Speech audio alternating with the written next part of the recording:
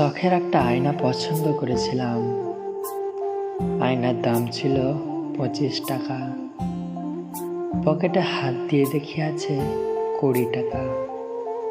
5 টাকা কমের জন্য শখের আয়নাটা আজ অন্য কারো ঘরে। আমাদের পরিচয়টা হয়তো ভুল সময় হয়েছিল, নাকি আমরা একে অপরের জন্য ভুল ছিলাম। যেটাই হোক, ফলাফল একটাই, তোমাকে কখনো পাবো না। তুমি আমার না, তুমি অন্য কারোর। এই ছোট দুটি কথা আমার মস্তিষ্কে এমনভাবে বিচরণ করছে যেন পৃথিবীর সবচাইতে উঁচু পাহাড়টা আমার বুকের উপর রাখা হয়েছে। পরবর্তী ভিডিও পাওয়ার জন্য আমাদের চ্যানেলটিকে সাবস্ক্রাইব করে পাশে থাকুন।